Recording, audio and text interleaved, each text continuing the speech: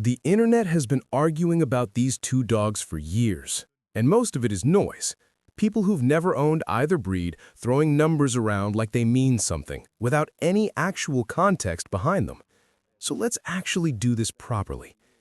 Pit Bull and Rottweiler, two of the most misunderstood, most talked about, most banned, and honestly, most misrepresented dogs on the planet.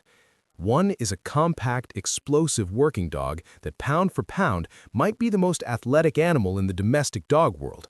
The other, a Roman cattle dog that was driving livestock across Europe before most countries had proper borders. Both get written off as dangerous. Both have owners who'll defend them with everything they have. And both are genuinely strong in ways that are completely different from each other. Let's go through it properly. The Pit Bull.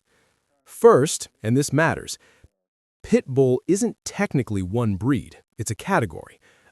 American Pit Bull Terrier, American Staffordshire Terrier, Staffordshire Bull Terrier. People use the name interchangeably, and it causes half the confusion in every debate. For this comparison, we're talking about the American Pit Bull Terrier, the original. These dogs come out of 19th century England and Ireland, bred specifically to combine the grip strength of a bulldog with the relentless tenacity of a working terrier. The result? A compact, dense, absolutely switched-on animal that didn't quit under pressure. That's the foundation every pit bull today is built on. The stats, fast-paced but clear. Males typically land between 35 and 65 pounds, some push towards 70. Now that weight range trips people up because they expect something bigger given the reputation. But size and strength are not the same thing, and the pit bull is the proof of that.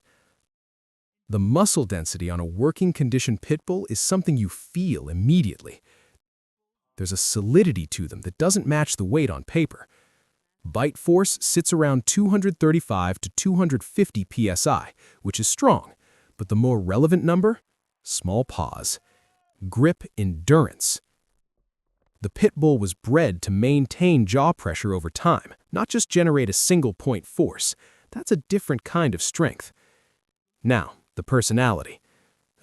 This is where the media coverage has genuinely done damage.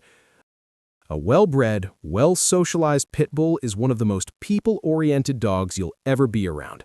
They're energetic, loyal to the point of being a bit ridiculous about it, and they bond hard. What they do have, and this is honest, is a higher-than-average dog-to-dog aggression tendency. Not guaranteed, but statistically present. That's not media spin, that's just history showing up. Don't get a pit bull if you want a dog that exercises itself. This dog needs serious daily exercise, not a walk around the block, actual running. A bored pit bull with nothing to do will find its own entertainment. Dryly, and that entertainment will probably involve something you like. The Rottweiler is older, heavier, and a completely different kind of strong. Keep watching. The Rottweiler's history makes the pit bulls look recent. These dogs trace back to Roman drover dogs, the Mastiff-type animals Roman armies brought through the Alps to herd cattle and guard supplies on long military campaigns. Eventually, they settled in the German town of Rottweil, where they became the working dog of choice for butchers who needed something capable of driving livestock to market and then guarding the money pouch on the way home. That's a dog bred to do two completely different jobs, requiring two completely different skill sets.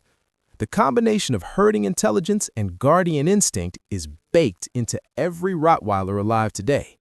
Males typically run between 95 and 135 pounds.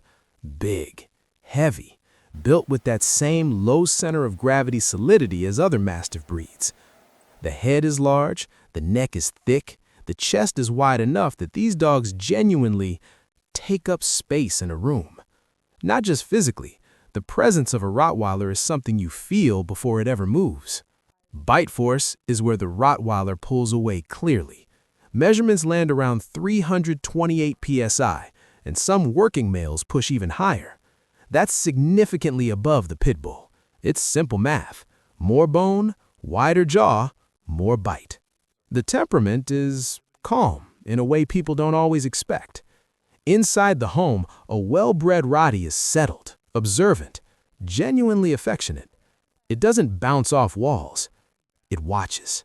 It pays attention in a quiet, deliberate way. With strangers, it's reserved.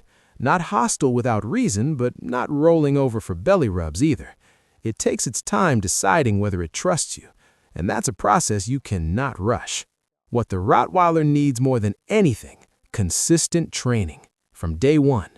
This dog is confident by nature, and if you don't establish structure, it will establish its own. Health is the harder conversation. Hip dysplasia, bloat, and cancer rates are notably high.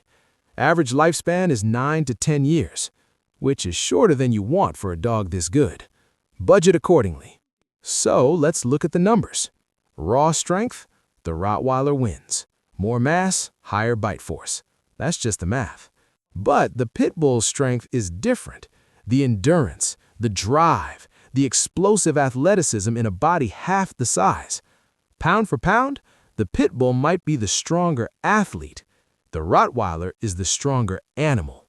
Both are loyal, both are great dogs, and both are completely dependent on how you raise them.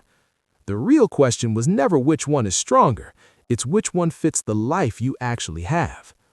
This is the moral of the story moment. Here's the thing both breeds share that doesn't get said enough. The people who have the worst experiences with pit bulls and Rottweilers are almost always the same type of person. Someone who got the dog for the image, not the animal.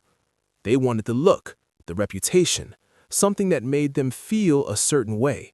And then, reality showed up at 6 months old, when the dog needed actual work, actual time, actual consistency.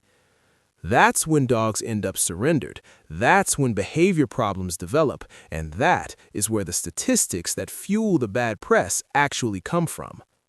Neither of these breeds is low maintenance. Neither of them is something you figure out as you go. But the people who put in the work, who train properly, socialize early, and actually respect what they're dealing with, they don't just end up with a good dog. They end up with the kind of dog that makes every other dog they've ever owned feel like a warm-up. Both breeds are capable of that. The difference? It's entirely on the human side of the leash. Which side are you on? Pit Bull or Rottweiler? Drop it in the comments and tell me why. If you've owned one, what surprised you most?